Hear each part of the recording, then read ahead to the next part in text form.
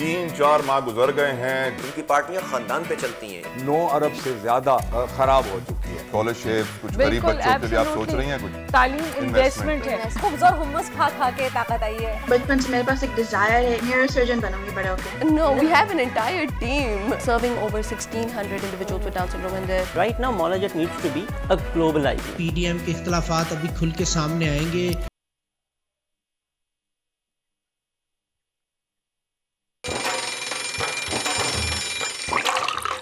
आजकल सबकी ही सुबह आउट ऑफ कंट्रोल है, दुनिया बोल है, पूरी दुनिया बोल है।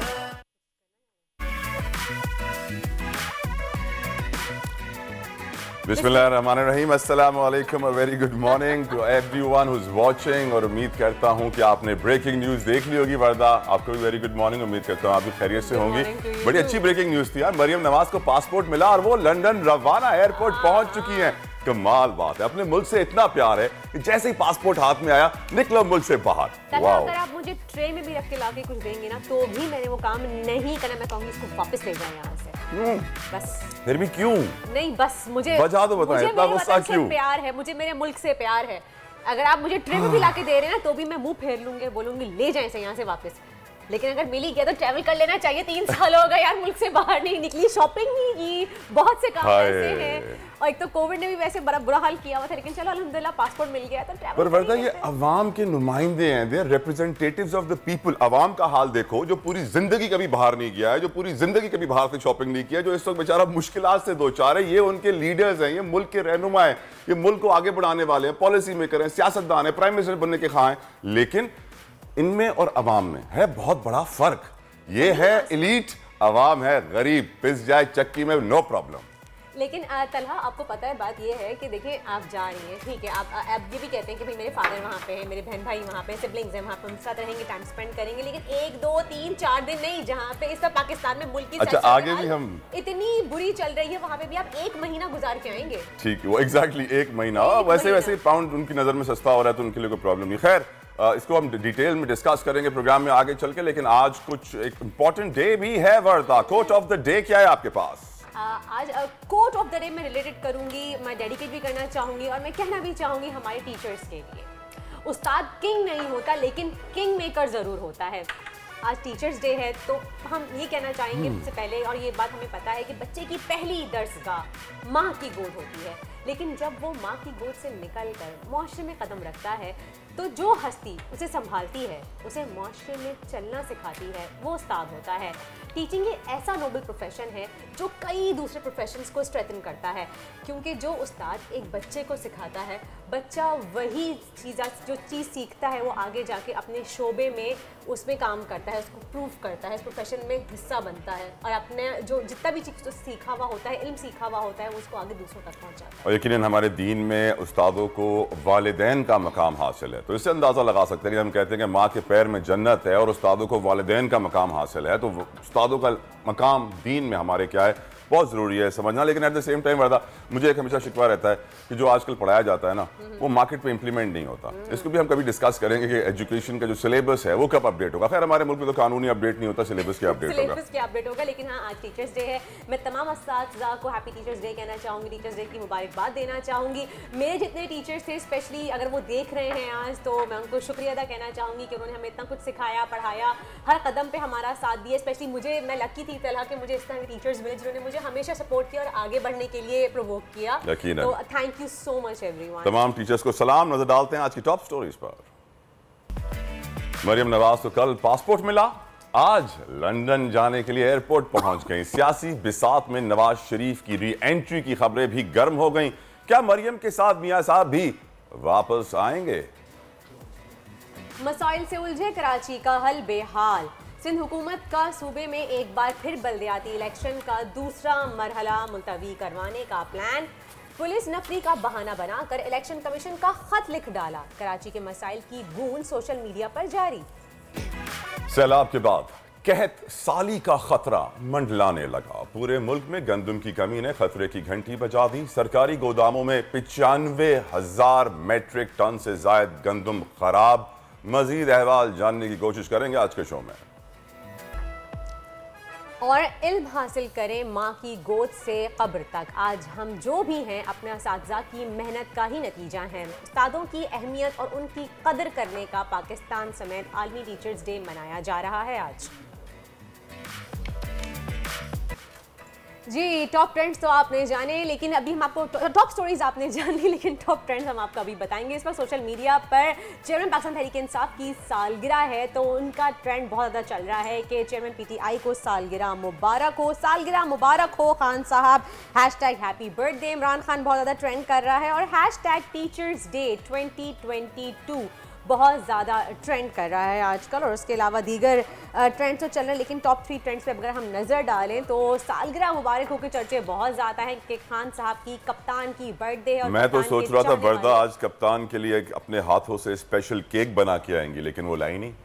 मैं लाई नहीं। अगर कप्तान होते हमारे साथ तो मैं जरूर केक लेके आती, और फिर मैं जो है वो पकाता नहीं, वो जो ट्रायो केक रायबाना सालगिरह मना लेते, आप इमेजिन कर लेती कप्तान साथ। लेकिन हमने कल ही खान साहब को विश कर दिया था, ताला सेलिब्रेट नहीं किया था, विश किया था। वर्दा जैसे हाथों से अगर केक इमरान खान साहब के लिए नहीं बने। वैसे I am expert in hot zone by the way. I have no issues with that too. आप भले वो बना लेती, कुछ तो बना लेती। मैं कुछ तो नहीं जरूर बना के लाऊंगी इंशाल्लाह ताला। जरदारी साहब की तबीयत नासाज है और बताया जा रहा है कि उनको शायद बैरून मुल्क इलाज के लिए भेजा जाएगा। हमारी दुआएं उनके साथ हैं, अल्लाह ताला उनको सेहतयाब करे। टॉप ट्रेंड भी चल रहा है, 1000 ट्वीट्स आ चुकी हैं इस हवाले से।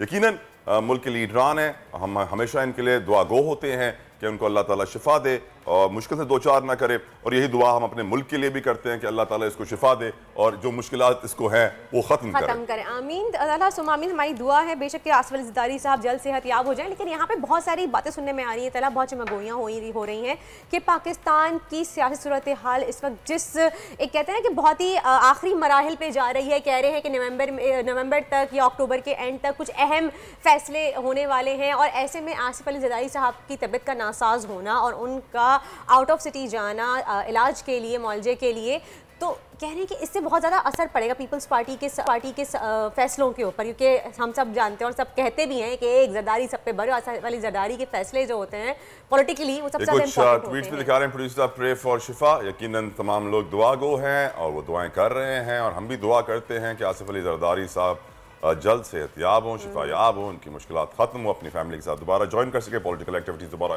ज्वाइन कर सके। यकीनन we are always praying for him, और मेरी अपील होगी कि तमाम आप लोग भी दुआ करें यकीनन कि वो सेहतयाब हो। लेकिन एक चीज़ आप नोट करें वर्दा, आपने भी बात की इंपॉर्टेंट फैसले होने वाले हैं जी।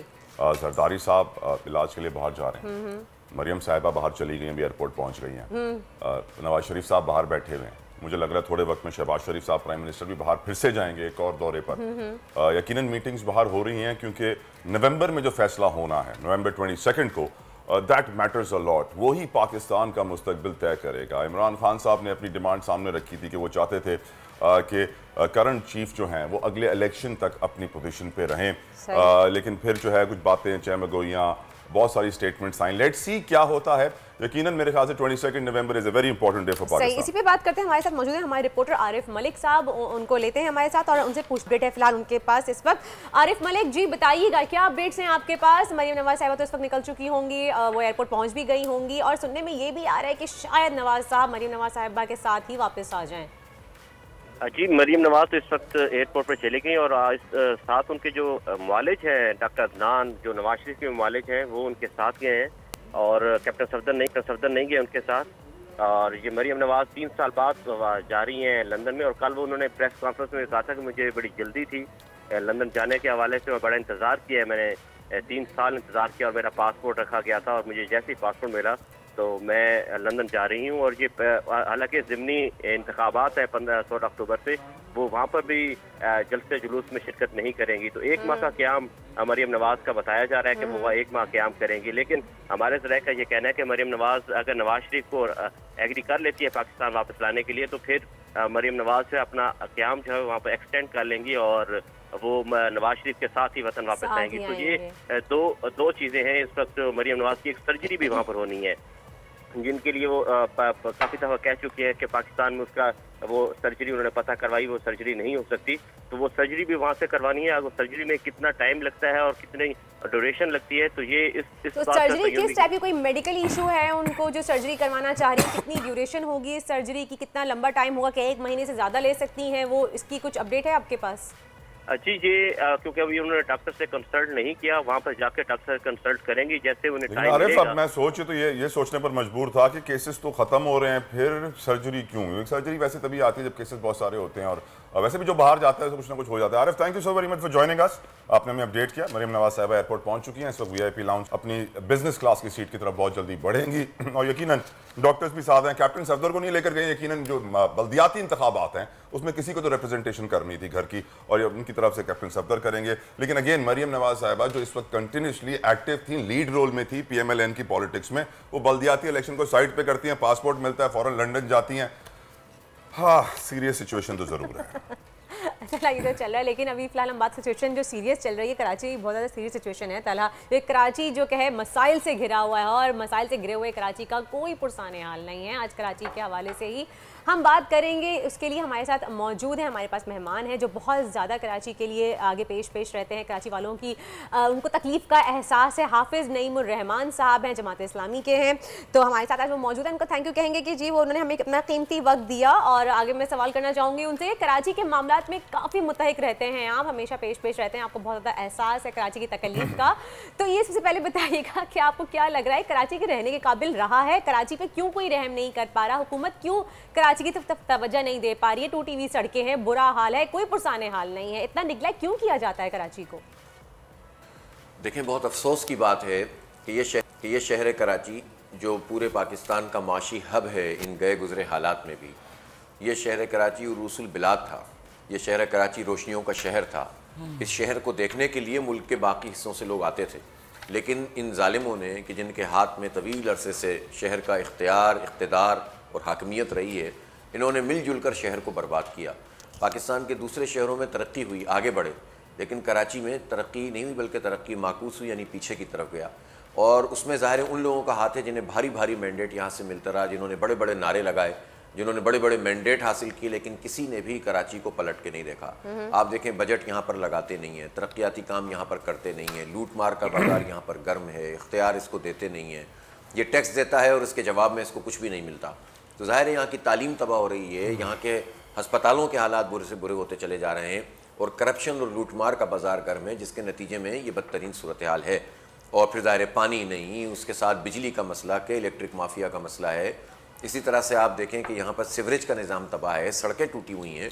ये सब वो चीज़ें जिसके नतीजे में अब ये लिवेबल सिटीज़ में कराची का नंबर बहुत ही पीछे की तरफ चला गया है, और ये कराची के खिलाफ भी और पाकिस्तान के खिलाफ भी एक worst city to live in. Hafiz साहब, दुनिया की जो बदतरीन शहर हैं उनमें से मेरा दूसरे नंबर पर पाकिस्तान या कराची आता है, क्योंकि यहाँ के हालात इतने गंदे हैं। अच्छा हाफिज साहब, ये बताइए कि पाकिस्तान की तारीख में इतनी बड़ी बल्दियाती इंतखाबात की कैंपेन आज तक नहीं देखी गई। 3-4 माह गुजर गए हैं, डिले पे डिले होता आ रहा है, और जो कैंडिडेट्स हैं, नुमाइंदे हैं, उनके लिए बड़ी मुश्किलात आ रही हैं। वजह यह है कि उन्होंने पहले महीने जो इलेक्शन कैंपेन ने उनको लिमिट दी थी कि आप अपनी कैंपेन पे इतना पैसा खर्च कर सकते हैं, उन्होंने कर दिया, फिर डिले हो गया, फिर पैसा खर्च किया, फिर डिले हो गया, फिर पैसा खर्च किया, और अब कंटिन्यूसली इस वजह से सैलाब भी आ गया, तमाम तर उनकी ज़मीनें भी डूब गई, बागात भी डूब गए, तो आगे से उनके पास पैसे भी नहीं आने वाले। तो इस वक्त जो नुमाइंदे हैं जो इस इलेक्शन में खड़े होने वाले हैं, उनको बड़ी मुश्किलात हैं, उसके ऊपर आप कुछ रोशनी डालेंगे? नुमाइंदे जब अपने पैसे खर्च करते हैं और अपने, तो सब परेशान हैं, और सब ने की तीसरी कैंपेन है जो वो चला रहे हैं। लेकिन पीपल्स पार्टी का मसला ये है कि वो इन सब चीज़ों को देखती भी नहीं है, बल्कि वो तो खुद खौफजदा होते हैं, खुद अपने नुमाइंदों से भी। देखें, ये अजीब पार्टियां हैं जो अपने ही लोगों के जीत जाने से खौफजदा होती हैं, कि अगर ग्रास रूट लेवल पर वाकई पब्लिक के वोट लेकर पीपल्स पार्टी का भी बंदा आ जाएगा, ये इससे भी खौफजदा होते हैं। ये चाहते हैं ये लोकल बॉडीज़ के इलेक्शन ही ना कराएं, ये सिर्फ जागीरदारों और वडेरों की बुनियाद पर कौमी और सूबाई के इलेक्शन कराना चाहते हैं। उसमें जाहिर सी बात है कि ग्रास रूट लेवल पर इतना ताल्लुक नहीं होता, वो वडेरा शाही की बुनियाद के ऊपर जो है जीतते हैं। तो ये इनका जहन होता है कि ये अपनी ही क़यादत से खौफज़दा होते हैं, दूसरों से तो होते ही होते हैं। इसीलिए पीपल्स पार्टी हर चीज़ पर जो है वो अपना कब्जा रखना चाहती है, और इसीलिए देखें 2 साल से ज़ायद मुद्दत हो गई है, इलेक्शन ड्यू हो चुका है, इन्होंने इलेक्शन नहीं करा। उस वक्त तो कोई सैलाब नहीं था, बारिश नहीं थी, फिर क्यों नहीं हो रहा था? और अब इसको जवाब बना के इलेक्शन को पोस्टपोन करना चाहते हैं। तो ये इनको अपने दिमाग से ये आमरीत वाली सोच निकालनी होगी। ये आमराना तर्ज अमल है, ये डिक्टेटरशिप है, ये पार्टियों की बालादस्ती का निज़ाम है, ये फाशिज्म है कि आवाम को उनके हुकूक से महरूम करना, आइनी और जमहूरी हक से महरूम करना। इख्तियार भी नहीं दो और अगर इलेक्शन हो रहा है तो उसको भी रोक दो, इसलिए कि इनकी पार्टियों के अंदर फिस्ताइयत है, इनकी पार्टियों में आमरीत है, इनकी पार्टियां ख़ानदान पे चलती हैं, इनकी पार्टियां विरासत पे चलती हैं, इनकी पार्टियां वसीयत पे चलती हैं। इसलिए चाहते हैं कि ये तमाम लोगों को अपने मुट्ठी में रखें और करप्शन करें और लूट मार करें। लेकिन तो काफी ज्यादा जमात इस्लामी की अगर हम बात करें तो आप लोगों ने बल्दियाती हुकूक के लिए काफी लंबी मुहिम चलाई थी। इनफैक्ट आप लोगों ने तो सिंध असेंबली के बाहर धरना भी दिया था, लेकिन अब भी बल्दियाती इलेक्शन पुराने कानून के तहत ही होने जा रहे हैं, कोई नए इख्तियारात का इजाफा नहीं हुआ। ऐसे में अगर इलेक्शन हो भी जाते हैं तो मुकामी हुकूमत बगैर इख्तियारात, आपको नहीं लगता कि बस नाकाम ही होगी? उन्होंने इख्तियारात अब तक मुंतकिल नहीं किए और हीले बहाने करने और इनको MQM PDM की सूरत में मिल गई जो हमेशा इनकी इत्तेहादी रही है, और MQM के साथ मिलकर ही 2013 का कानून इन्होंने पास किया था जिसमें सारे इख्तियारात हमसे छिन गए थे। हमें तो हमारे कराची वालों के साथ तो प्रॉब्लम ही यही है कि भारी भारी वो मैंडेट लोगों ने MQM को दिया और बाद में MQM ने खुद वो छीन लिया ज़बरदस्ती। उन दोनों सूरतों में कराची दुश्मनी ही की है इन सब लोगों ने मिलकर, और फिर उसके बाद जब लोगों ने तवक्को लगाई थी PTI से और उसको भारी मैंडेट दिया तो उन्होंने पलट के नहीं पूछा, उन्होंने देखा नहीं कि कराची का हाल क्या है, बहानेबाजी करते रहे और आपस में लड़ते रहे। यहाँ की लोकल लीडरशिप ने तो अपनी मरकजी लीडरशिप को भी लेट डाउन किया। तो हम ये समझते हैं कि कोई भी पार्टी सीरियस नहीं है, वोट लेने के बाद कराची को ऑन नहीं करते। यही वजह है कि अब लोग जमात इस्लामी की तरफ देख रहे हैं एक मरतबा फिर, और लोगों को याद है कि नेमतुल्लाह खान साहब ने इस शहर की तामीर और तरक्की में किरदार अदा किया था। जहाँ तक इख्तियारात का ताल्लुक है तो उसकी लड़ाई भी हमने लड़ी। हम जो है, हमारे पास हुकूमत नहीं, ना बल्दियाती, ना सूबाई, ना विफाकी, हमारे पास कोई गवर्नर नहीं था, हमारे पास 14 कौमी असम्बली की सीटें नहीं थी, हमारे पास जो है 30 सूबाई असम्बली की सीटें नहीं थी, लेकिन हमने कराची के इख्तियार की जंग लड़ी, शऊर पैदा किया लोगों में, हक की आवाज़ बुलंद की और धरना दिया और उसके बाद एग्रीमेंट किया और पूरी दुनिया के सामने हुकूमत ने, उसके वजीरों ने इसका ऐलान किया उस एग्रीमेंट का, हमने नहीं किया। फिर उसके बाद इदारा नूर हक आकर चीफ मिनिस्टर ने ऐलान किया। उसके बाद उन्होंने कुछ इक़दाम किए भी जिसको हमने अप्रिशिएट किया था कि उन्होंने अगर वफाकी काबीना से कुछ चीज़ें अप्रूव कर दी थी, और फिर सूबाई असम्बली में उन्होंने तरमीम भी पेश की, लेकिन बाद में MQM इनकी झोली में एक मरतबा फिर आकर गिर गई और अपनी एक वजारत के ऊपर इन्होंने फिर कराची का मैंडेट बेचा वडेरों के हाथों, और सुप्रीम कोर्ट के फैसले पर अमल दरामद करने के बजाय उसको बहाना बनाकर डिले कर रहे हैं। अब सेलेक्ट कमेटी के अंदर ये चीज़ मौजूद है, लेकिन उसके बावजूद डिलेइंग टैक्टिक्स है और ये सब पार्टियां आपस में इसमें मिली हुई हैं, इसलिए हमारा मुकाबला इन सब तमाम दुश्मनों के साथ। बहुत बहुत शुक्रिया हाफिज साहब। मुकाबला आपका यकीनन बड़े खतरनाक लोगों के साथ है, लेकिन मुस्तकबिल कराची का दाव पर लगा हुआ है, मुस्तकबिल तो पाकिस्तान का भी इस वक्त दाव पर लगा हुआ है।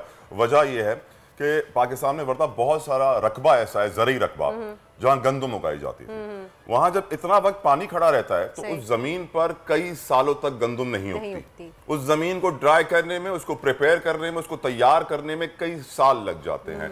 सिंध का यह हाल था कि तकरीबन 3.5 लाख गंदम में गोदाम में पड़े बारिशों में पानी में ज़ाया हो गई। फिर अब मजीद फिगर्स आज भी आए कि पता नहीं कितने टन और हुकूमत ने ज़ाया किया। मुल्क में नकलो हमल गंदम पे पाबंदी लगी हुई है, एक शहर से दूसरे शहर या एक सूबे से दूसरे सूबे जाएगा, उसको पकड़ लिया जाएगा। और इस वक्त सीरियस शॉर्टेज है गंदम की, ना सिर्फ पाकिस्तान में, दुनिया भर में शॉर्टेज क्रिएट हो रही है और दुनिया भर में प्राइसेस ऊपर जा रही हैं। दुनिया भर में जो डिस्काउंट रेट होता है, शरह सूद, उसको बढ़ाया जा रहा है, चाहे वो डॉलर हो चाहे वो पाउंड हो। अब ऐसी इंटरनेशनल कमोडिटीज की सूरत हाल में पाकिस्तान अगर अपनी खाने के लिए भी गंदम ना पैदा कर सके तो अंदाजा करें कितनी सीरियस सिचुएशन। लेकिन तला मनो टनो गंदम पड़े सड़ गया है, उसकी शॉर्टेज की जा रही है, लेकिन बस ये कि आवाम तक नहीं पहुंचाना, उसको जखीरा अंदोज किया जा रहा है। क्या किया जा रहा है कुछ समझ में नहीं आ रहा। इसी पे बात करेंगे। हमारे साथ मौजूद है हमारे नुमाइंदे MB सुमरो। अच्छा MB सुमरो साहब, अस्सलाम वालेकुम एंड बहुत बहुत शुक्रिया, आपने हमें अपना वक्त दिया। ये बताइएगा कि रीज़न क्या है कि इतना ज़्यादा गंदम जो है वो एक तो ज़खीरा कर लिया गया है, उसके बाद वो सारा वेस्ट हो गया है, बर्बाद हो गया है, ज़ाया हो गया, आवाम तक नहीं पहुँच सका,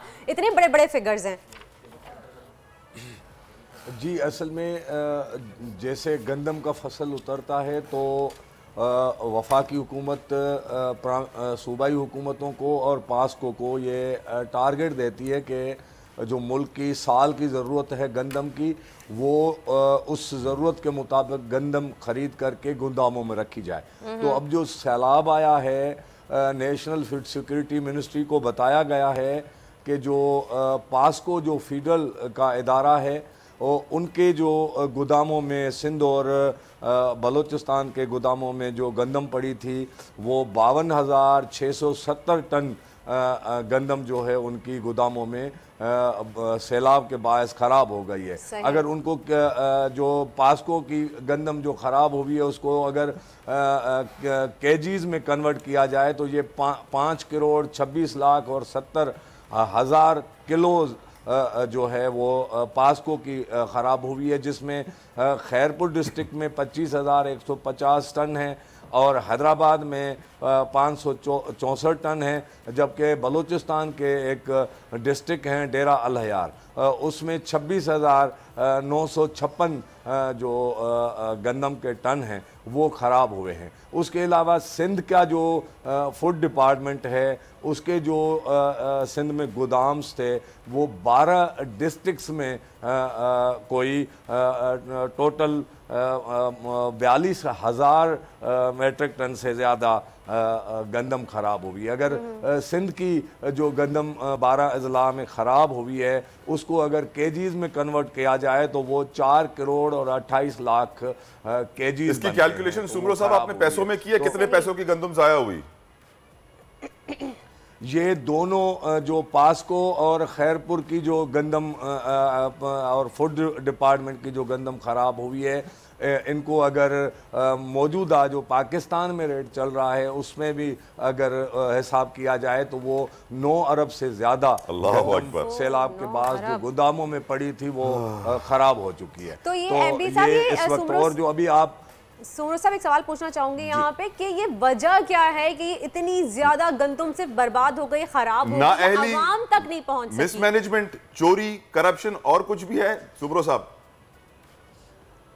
देखें, अगर हम सिर्फ क्लाइमेटी पे अगर फ्लड पे भी आएँ तो उसमें भी मिसमैनेजमेंट हम इसलिए वसूख से कह सकते हैं क्योंकि ये गंदम जब हुकूमत को पता होता है कि किसी वक्त भी बारिश हो सकती है तो उस गंदम को पहले से ही सही तरीके से रखा जाने के बंदोबस्त हो सकते हैं। बहुत बहुत शुक्रिया सुमरो साहब, बड़ी अच्छी आपने रिपोर्टिंग के में बताया किस तरीके से पाकिस्तान 100 अरब रुपए की गंदम सैलाब में जाया हो गई। लोग भूखे पड़े रहे, भूख से मर रहे हैं लोग पाकिस्तान में, लेकिन हमारी हुकूमत की मैनेजमेंट एडमिनिस्ट्रेशन इतनी अच्छी है, क्या बताएं जी, 9 अरब की गंदम कैसे जाया की पता ही नहीं चला। पहला सवाल यही था ना कि क्यों नहीं पहुंच सकी आवाम तक। आपको जब पता था, महकमा मौसमियात कंटिन्यू आपको बता रही थी कि बारिश होने वाली है, इतनी तूफानी बारिश होगी, सैलाब आने का खतरा है, रेड अलर्ट जारी कर दिया गया है।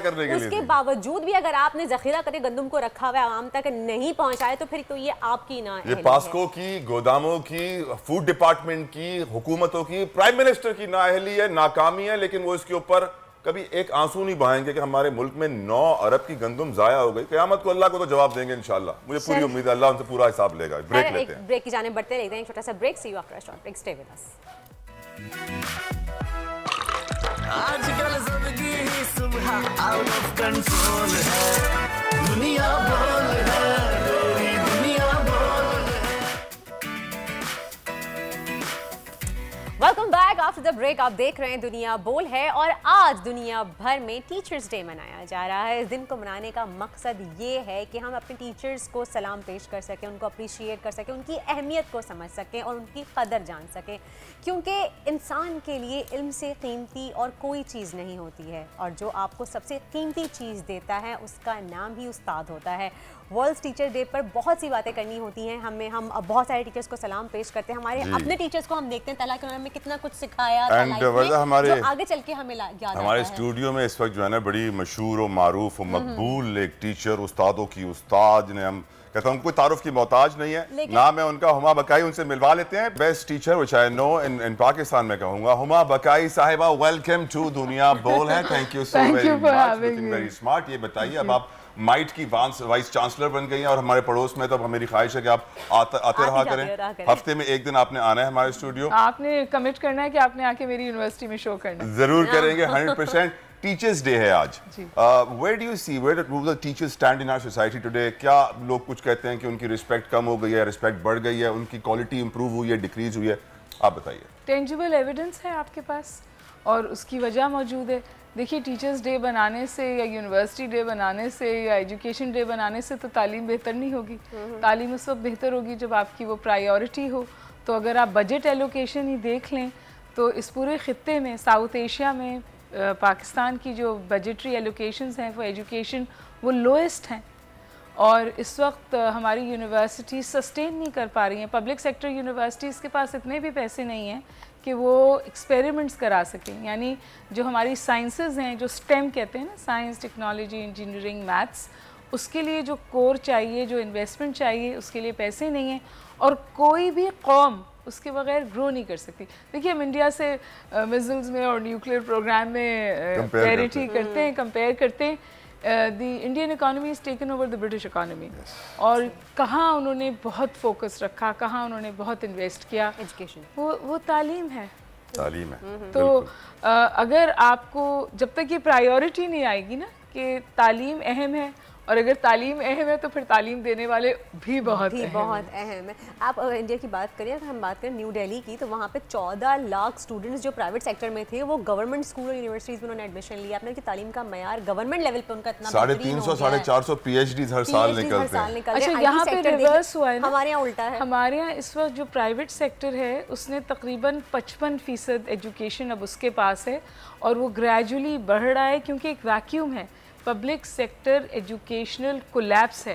मेरी बात शायद बहुत लोगों को अच्छी ना लगे, और जो आप आइलैंड ऑफ एक्सीलेंस देखते हैं वो आइलैंड्स ऑफ एक्सीलेंस इसलिए हैं कि वो अपने पैसे खुद जनरेट करते हैं। जो गवर्नमेंट सपोर्ट है फॉर एजुकेशन वो तो ड्विंडल होती जा रही है। और अगर आप डिस्ट्रीब्यूशन भी देखें पूरा, तो कोई 3 या 4 यूनिवर्सिटीज़ हैं जिनको 70% एलोकेशन है, तो बाकी जो यूनिवर्सिटीज़ हैं ओवर 200 क्लोज टू 300 वो कैसे सरवाइव करेंगी। और फिर और जो मुझे दुख होता है वो ये कि जो कोई प्राइवेट इन्वेस्टर आके अगर तालीम में इन्वेस्ट भी करता है, तो जो हमारी रेगुलेटरी बॉडीज़ हैं उनका किरदार हैंड होल्डिंग का होना चाहिए, हेल्प करने का, मेंटोरिंग का होना चाहिए। क्योंकि हम प्राइवेट सेक्टर तो इस वक्त एक वैक्यूम फिल कर रहा है ना, वहाँ हमें मसाइल भी नज़र आते हैं। और मतलब एक दोनों तरफ से एक ऐसी सूरत हाल है। प्राइवेट सेक्टर भी एक्सप्लॉयटेटिव होता है, वो रेगुलेट करते। तो ओवरऑल जो हमें एक शायद प्लान चाहिए ना कि तालीम को हम नेक्स्ट लेवल पे ले जाएं। तालीम को नेक्स्ट लेवल पे नहीं ले जाएंगे ना तो आपकी इकोनॉमिक सस्टेनेबिलिटी आएगी, ना आपकी ये आजकल आपका भी मैं शो देख रही थी ना, you guys were talking about this law and order in Karachi. आज आप देखें एक स्टोरी है एक बच्चे की कि मैं मेरे दोस्तों के साथ ही हो रहा है, मुझसे बर्दाश्त नहीं हो रहा, every day somebody is shot dead, somebody is killed, somebody is mugged। ये जो बच्चे ये करते फिर रहे हैं ये भी हमारे बच्चे हैं। जी हाँ। और आपने इनको ना डायरेक्शन दी है ना इनको मुस्तकबिल दिया है, तो आज वो सड़कों पर सबके हाथ में वेपन है, जो बच्चे हैं उनके हाथ में वेपन है, वो निकल रहे हैं जज्बात में, they are not invested in their future। आपने जो पॉइंट रेज किया इट वाज यकीनन बहुत अच्छा पॉइंट था। मैं उम्मीद करता हूँ सबको समझ में आया कि सरकारी तालीमी निज़ाम कोलैप्स हो चुका है, हो चुका है मेरी नज़र में। ड्विंडल का वर्ड इन्होंने यूज किया। अब मुझे याद है कि वो कुछ 40,000 के करीब सिंध में गोस्ट टीचर्स थे जो जाते ही नहीं थे पढ़ाने के लिए, तनख्वाह टाइम पे ले रहे होते थे। तो इट्स प्रीटी सैड, सरकारी सिस्टम फेल हो गया। लेकिन अब मैं एग्री करता हूँ हमारा साहिबा कि प्राइवेट सिस्टम ही मुल्क के एजुकेशन को पैरों पे खड़े रखे हुए है। पब्लिक प्राइवेट पार्टनरशिप की तरफ हमें देखना चाहिए। लेकिन वो तो खैर बात की बात है। मुझे ये बताइए जो प्राइवेट सेक्टर है मैम इतना महंगा हो गया है कि बड़ी मुश्किल हो जाती है। अब फॉर एग्जांपल आप माशाल्लाह से अब एक यूनिवर्सिटी की वाइस चांसलर हैं माइट की, तो आपके यहाँ स्कॉलरशिप्स कुछ गरीब बच्चों के लिए आप सोच रही हैं कुछ? Talent based, need based, merit based. इसके स्कॉलरशिप्स अगर हम ना रखें तो हम बच्चे को ला नहीं सकते। लेकिन आप जब कहते हैं ना तालीम बहुत महंगी हो गई है, तो एक तो इस माइंड सेट में भी तब्दीली की ज़रूरत है। तालीम खर्चा नहीं है, तालीम इन्वेस्टमेंट है। आप उन फैमिलीज़ की ट्रजेक्टरीज देख लीजिए जिन्होंने तालीम अपने बच्चों की तालीम में इन्वेस्ट किया, वहाँ आपने अपवर्ड सोशल मोबिलिटी देखी है। तो एक मिडिल क्लास, ये तो मैं आपके तवज्जुह से ये बात कहना चाहती हूँ, जो लोअर मिडिल क्लास फैमिलीज़ हैं, जो मिडिल क्लास फैमिलीज़ हैं, अगर वो तालीम में इन्वेस्ट करती हैं तो फिर उनकी अपवर्ड सोशल मोबिलिटी को कोई रोक नहीं सकता। ट्रू हुमा, लेकिन मेरा यहाँ पे एक सवाल है। अगर हम बात कर रहे हैं यूनिवर्सिटीज़ की बेहतरीन तालीमी मयार की, तो यहाँ पे हम देखते हैं कि प्राइवेट सेक्टर्स बहुत ज़्यादा छाए हुए हैं, गवर्नमेंट लेवल पे कोई पढ़ाई नहीं हुई। लेकिन अगर इसी के अपोजिट हम पंजाब की साइड पे चले जाएँ, इस्लामाबाद में चले जाएँ, तो वहाँ गवर्नमेंट लेवल पे पढ़ाई बहुत अच्छी है। वहाँ पे लोग बेचैन फिर रहे हैं कि उनको गवर्नमेंट लेवल पे इट इज़ बेटर, क्योंकि वहाँ पे फिर भी प्रायोरिटी है, इन्वेस्टमेंट है। तो देखिए अगर आप ये सोचेंगे ना कि तालीम खुद ब खुद कुछ हो जाएगा, वो नहीं होगा। आपको इंफ्रास्ट्रक्चर में भी इन्वेस्ट करना है, आपको इस बात का भी इदराक करना है कि असातिज़ा के भी घर चलते हैं, तो उनको आपको एक इज्जत भी दें और उनको मॉनेटरीली भी बेनिफिट करें। हमारे यहाँ ये कंसेप्ट है कि जी टीचर्स जो हैं वो आप उस वक्त टीचिंग प्रोफेशन में चले जाते हैं जब आपको कोई और काम करने को नहीं मिलता। So you need to turn teaching careers. Teaching का करियर होना चाहिए ना, university teaching is a career, not a job. कितने बच्चे होते हैं जो बोलते हैं मैं बड़ा होकर टीचर बनूंगा। आज टीचर्स डे के मौके पर हमारे पास एक ऐसी ब्रिलियंट स्टूडेंट भी हैं जिन्होंने एक रिकॉर्ड बना लिया है। हाँ, हमारे साथ हैं। पाकिस्तानियों को वैसे हम सब जानते हैं कि जहानत में किसी से कम नहीं है और हम किसी भी टैलेंट में किसी से कम नहीं है, लेकिन दुबई में मुकीम एक पाकिस्तानी बच्ची ने सिर्फ 14 साल की उम्र में कैम्ब्रिज का सेकेंडरी इम्तिहान पास कर लिया। बहुत अच्छे नंबरों से पास किया उन्होंने। अबीहा नाम है उनका। अबीहा हमारे साथ मौजूद भी हैं शो में। तला, वैसे आपको पता है कैम्ब्रिज के एग्जाम्स के लिए जो प्रॉपर एज होती है वो 16 to 17 ईयर्स ओल्ड होती है जिसमें आप अपियर हो सकते हैं, लेकिन 14 साल की उम्र में कैसे किया अबीहा तुमने? ये अपना सीक्रेट बताओ, बहुत सारे बच्चे जानना चाहते हैं। मैंने तो बस ये कहते हैं हर रोज साहब से बहुत ज़्यादा ये कहते हैं स्केड्यूल्स बनाए थे अपने लिए, और क्या कहते हैं मतलब मैंने जो अपने लिए गोल्स बनाए थे हर रोज़ के लिए कि मैं इस दिन में मैं इतना पढ़ूंगी, और ये मैंने हर रोज़ का एक पूरा स्ट्रिक्ट शेड्यूल बनाया कि मैंने ये फॉलो करा और अपने सारे मतलब क्या कहते हैं इस पर अपहोल्ड करके मैंने अपनी पूरी पढ़ाई सही करी कि मतलब मेरे पास 6 महीने तो मैंने जो पहले 4 महीने में सिर्फ कोर्स कंप्लीट करा, फिर लास्ट 2 मंथ्स में सिर्फ मैंने पास पेपर की प्रैक्टिस करी थी, और जो भी मतलब गैप से मेरे नॉलेज के अंदर वो मैंने फिल करे थे। ये था मतलब मेरा basically secret to success. Huma साहिबा, इतनी गोल ओरिएंटेड बच्ची at the age of 14, how do we create more of these? I would like to ask Abiya कि तुम्हारी टीचर्स ने हेल्प किया या तुमने खुद पढ़ा? ये तो मैंने खुद ही पढ़ा था सब कुछ। No, that's a pity actually. Wow. Very good Abiya, very very well done. लेकिन ज्यादा अबिया हो इसके लिए हमें अच्छी टीचर्स चाहिए। अबिया कोई सीक्रेट है? अम्मी अब्बू ने कोई खास आटा खिलाया है? दुबई में कोई खास खुराक ऐसी मिलती है जिसकी वजह से आप इतनी अक्लमंद हुई हैं? रोज रात को 1 पाव बादाम शहद में डुबो के, या खुब्ज और हुम्मस खा खा के ताकत आई है? बस डिटर्मिनेशन थी वो, बस very goal oriented, very focused. ये डिटर्मिनेशन कहाँ से लाई हो बेटा? यही तो जानना चाह रहे हैं, हमें भी चाहिए। बस ये था कि बचपन से मेरे पास एक डिजायर है, एक एम्बिशन को मतलब चेस आप। कौन से बचपन से बेटा? अभी तो 14 साल की हो, ये कौन से बचपन से सोच रही था? जब मतलब 6 साल की थी मेरे पास जो ना एक होप था, तो उसको चेस आफ्टर करने। अभी आप बड़े होके क्या बनोगी? What are your targets ahead? मैं तो बस एक न्यूरोसर्जन बनूंगी बड़े होके। न्यूरोसर्जन इंशाल्लाह। अबिया, did your parents motivate you? I'm sorry, आपने क्या कहा है? आपके पेरेंट्स ने मोटिवेट किया आपको? जी, बहुत ज्यादा मैंने मोटिवेट करा है। Of course, parents support बहुत जरूरी होती है, बहुत काउंट करता है। Siblings आपके घर में दूसरे बच्चे हैं या आप एक ही हैं अभी? अबिया? नहीं, मेरे पास 2 छोटे बहन भाई हैं। वो भी इतने अक्लमंद होने जा रहे हैं, उनको भी आपने ये गुण दे दिया? वो भी जो ना बहुत ही ज्यादा ये कहते हैं फेमस। अच्छा, आपके अब्बू साथ बैठे हुए, मेरे अब्बू को भी टीवी पे आने थे, उन्होंने बड़ी मेहनत की है। मैं चाहता हूँ कि उनकी खूबसूरत शक्ल भी हम पाकिस्तान में दुनिया में सबको दिखाएं। अब्बा जान बताइए, ये आपने कैसे किया है? ये आपकी तरफ से आया है या बेगम की तरफ से आया है? इसमें थोड़ा सा अगर आप थोड़ा सा कैमरा टर्न कर लें, करीब आ जाएं अभी आके, तो आपकी नूरानी शक्ल हम पूरी देख सके। माशाल्लाह। कैसे, how did you do it sir? वालेकुम अस्सलाम। जी अल्हम्दुलिल्लाह। जो मोटिवेशन है, डेफिनेटली बच्चे तो मतलब डाइवर्टेड होते हैं बहुत सारी मुख्तलिफ सोचों में। एक फोकस सोच देने के लिए वालिदैन का गाइडेंस बहुत ज़रूरी होती है। तो मेरी और इनकी वालदा की दोनों की गाइडेंस बहुत सारी चीज़ों में शामिल रही, जिसकी वजह से एक ये फोकस्ड टारगेट की तरफ इनका बढ़ने का प्लान बना। जो भी इनकी एजुकेशन है उसमें टाइम बहुत ज़्यादा लगता है कि बच्चे जो है ओ लेवल्स पास करने में 16-17 ईयर्स और फिर ए लेवल्स पास करने में मज़ीद 2 साल। तो इनका जो है जो मुझे उम्मीद है जैसे 14 ईयर्स में ये ओ लेवल्स कंप्लीट कर लेंगे, नेक्स्ट 15 ईयर्स की एज में ये ए लेवल्स का जो माइलस्टोन है उसको भी क्रॉस कर लेंगे। All our prayers are with you. Thank you Abiya, आपका बहुत बहुत शुक्रिया। यकीनन ये तमाम तर आपकी फैमिली की मेहनत है और अबिया की बड़ी मेहनत है, और अल्लाह करे कि अबिया जैसे बच्चे पाकिस्तान में आते रहें और ऐसे बच्चे दुबई में जाएं भले, लेकिन पाकिस्तान में भी पैदा हो। आज एक क्वेश्चन हम लोग मैं और वर्दा डिस्कस कर रहे थे, हम बात ये कर रहे थे कि हमारे मुल्क में कानून अपडेट नहीं होता। वो 1850 का बना हुआ है, अंग्रेज बना के चले गए, जो उन्होंने बनाया आज तक हमने वैसी कोई चीज नहीं बनाई जैसे अंग्रेजों ने बनाई। अब सवाल ये है जो हमारा सिलेबस है वो क्या अपडेट हो रहा है? क्या हमारी किताबों में वो चीज पढ़ाई जा रही है जो मार्केट में पूछी जा रही है? देखिए, मसाइल हैं और आप बिल्कुल सही कह रहे हैं कि एकेडमिया और इंडस्ट्री का जो इंटरफेस है, शायद आप उसकी बात करें, वो कमज़ोर है। लेकिन जितनी भी इस वक्त बिजनेस यूनिवर्सिटीज़ हैं, फॉर एग्जांपल मेरी यूनिवर्सिटी है, उसने शुरू ही इंक्यूबेशन सेंटर से किया है, उसने शुरू ही एंटरप्रेन्योरशिप से किया है, वो हमारे नाम का हिस्सा है। तो और हम बरमला ये कहते हैं कि जॉब सीकर्स नहीं, हमें जॉब क्रिएटर्स बनाने। और मैं आपको इसकी वजह बताऊं, हर साल मार्केट में 4 लाख बच्चा आता है जिसको नौकरी चाहिए और सब नौकरियां मिला लें तो हम 1 लाख नौकरी प्रोड्यूस करते हैं। तो ये गैप है, अगर हम नहीं एड्रेस करेंगे इस गैप को तो फिर यही होगा जो इस वक्त आप देख रहे हैं ना।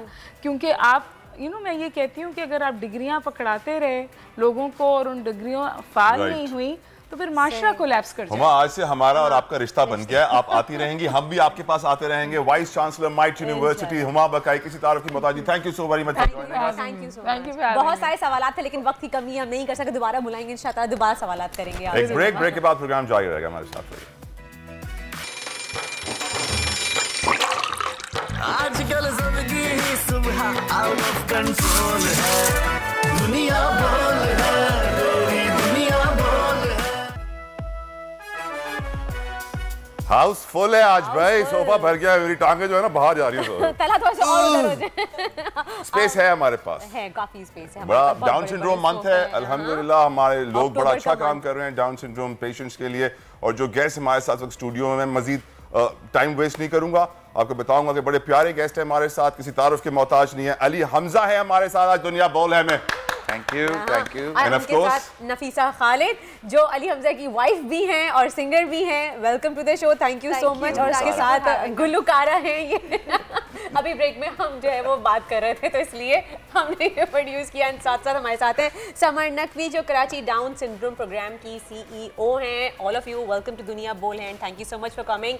फर्स्ट ऑफ ऑल अक्टूबर का महीना है जो डाउन सिंड्रोम का मंथ भी मनाया जाता है। और डाउन सिंड्रोम के जो बच्चे होते हैं वो हमारे माशरे में बहुत ज़्यादा हैं, लेकिन उनको निगलेक्ट बहुत किया जाता है। उनको हमारी मोहब्बत की, हमारी कंसर्न की, हमारी केयर की, हमारे प्यार की ज़रूरत है। लेकिन क्या वजह है कि उन पे लोग तवज्जो नहीं दे पाते? ऐसी खबर तो आपने बताई नहीं वर्दा। असल खबर ये है कि डाउन सिंड्रोम बच्चों के लिए इन्होंने एक बड़ा अच्छा गाना बनाया है और उस गाने की वजह से आज हमारे स्टूडियो में आए। अगर वो गाना नहीं बनाते तो आज शायद हमारे स्टूडियो में नहीं आते। पर आ गए। क्यों नहीं आते? आ गए। पर प्यार बांटो, अच्छा गाने का नाम है प्यार बांटो। इट्स लवली, आई थिंक बड़ा अच्छा सा आपका नाम दिया है। बेसिकली डाउन सिंड्रोम है क्या? क्योंकि कुछ लोग कहते हैं कि बीमारी का शिकार है, ये एक डिजीज है, ये मेंटली आई मीन बहुत सी बातें जो है वो कही जाती है। तो मैं चाहूँगी कि इस पे भी थोड़ा सा जो है वो आप रोशनी डालें। बिल्कुल। सो डाउन सिंड्रोम एक जेनेटिक कंडीशन है। जब 21वें क्रोमोसोम में हर इंसान शख्स जो है वो कई सारे सेल से बना होता है। हर सेल की कॉम्पोजिशन 23 पेयर्स ऑफ क्रोमोसोम्स होती है। जब 21वें पेयर में एक फुल या पार्शियल एक्स्ट्रा कॉपी आ जाए तो उसे डाउन सिंड्रोम के नाम से आइडेंटिफाई किया जाता है। ये सिर्फ आइडेंटिफिकेशन है।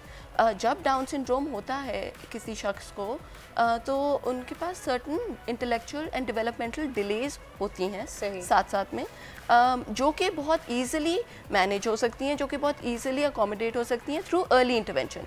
सो पहले 3 साल बड़े कीमती होते हैं जिसके अंदर हम as Karachi Down syndrome program अपने बच्चों को occupational speech physical therapy provide करते हैं ताकि उनकी प्रेमिस सही बने और उनकी इंटीग्रेशन, उनकी इंक्लूजन इन मेन स्ट्रीम माशरा आसानी से हो सके। Who is running this program? You alone? No, we have an entire team. कब से शुरू हुआ, कितने साल हो गए, कब से काम कर रहे हैं आप? सर ये इनिशिएट तो तब हुआ था जब हमारे जो KDSP के को-फाउंडर्स हैं Ali and Farzeen, they had a daughter who was born with Down syndrome back in 2011. Okay. सही। who is also like one of the stars in the अच्छा ये ऐसी वीडियो बड़ी मजे की बनी होगी ना इन सारे बच्चों के साथ। बिल्कुल। Nafisa, Zishan has done an outstanding job. Zishan Pervez, he came on board and he volunteered to make the video, and we're so happy that he could be a part of this campaign with us. आप दोनों कैसे इस campaign का part बने?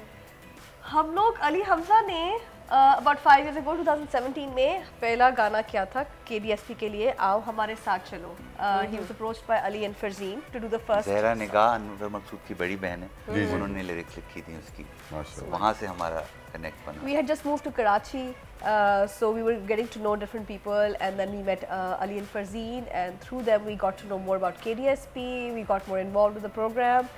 and we met this amazing team and उनकी बेटी को देखा, उसकी जर्नी देखी। अब 5 साल हो गए, we've been here, we've seen KDSP grow, and I feel now that we're just a part of the whole KDSP team. Yes. the whole team, and we are KDSP. It's like a family. Yes, it's like a family. बहुत सारे लोग इस वक्त miss Naqvi आपको देख रहे होंगे, सुन रहे होंगे और सोच रहे होंगे हम इस प्रोग्राम का हिस्सा कैसे बन सकते हैं। Would you like to guide them? Yes. Oh, absolutely. I mean, like हम लोग we started out back then. जब हम 2014 में जब KDSP स्टार्ट हुआ था, there were only 7 families that were involved, and अब हमारा जो family network है, individuals with Down syndrome and their families that are involved with us who take services from KDSP are over 1600. So we're serving over 1600 individuals with Down syndrome and their families. We have a team of nearly 100 individuals who are providing these services, team of therapists, teachers, wonderful, absolutely. More people can get involved. These fantastic individuals sitting on my left, I mean, they've done wonders for us in any case, but like there's many ways. दोनों industry हैं themselves. अपने अंदर एक Sanat 100% stand corrected. लेकिन miss Naqvi अब so volunteering, किसी के घर में कोई डाउन सिंड्रोम चाइल्ड हो तो they can easily come and bring him to you guys, और वहाँ पे आप लोग एक्टिविटीज कराते हैं, क्या करते हैं वहाँ पे? बिल्कुल बिल्कुल। सो हम लोग अगर एक नटशेल में बताएं कि KDSP करता क्या है, It's like a school for Down syndrome kids. We say KDSP is a kashti. Yeah. कश्ती where once a family on boards, आगे के waters जो हैं वो कभी कभी rough होंगे, कभी calm seas होंगे, but we're all headed towards a destination where their children too will have a beautiful life inshallah. बहुत ज़्यादा फीस तो नहीं है? कश्ती का interesting एक pretty much free of cost है. We try to cover as many, जितना भी हम cost हम cover कर सकते हैं, and we've got lovely donors who support the program. I mean, they've been there throughout. We're just blessed to have them, and they've supported us throughout. Just a percentage, 93% of the families that take services from us are on some form of financial aid or zakat. माशाल्लाह। अली हमजा, ये हमारे producer साहब नाराज हो रहे हैं। क्या हो गया? वो कह रहे हैं कि आप अली हमजा बैठा हुआ है, आप ख़वातीन से बात कर रहे हैं, आपको शर्म नहीं आ रही? Oh my God! आपका जो स्टारडम है ना, वो इस वक्त डाउन सिंड्रोम को, आपके गानों को, आपकी बीवी को, आपकी कलीग्स को ओवरशैडो कर रहा है। लेकिन अभी मैं ओवरशैडो और होने दूंगा। मैं बहुत जरूरी चाहता हूँ कि कश्ती का मकसद जरूर का मतलब समझें, जो KDSP का जो, क्योंकि आज देखें मैं गाता हूँ आप सबको एंटरटेन करने के लिए, मैं ऑलवेज अवेलेबल, बट आज हम इस मकसद के लिए आए हुए कि हमने KDSP के बारे में बहुत अच्छी बातें करनी है।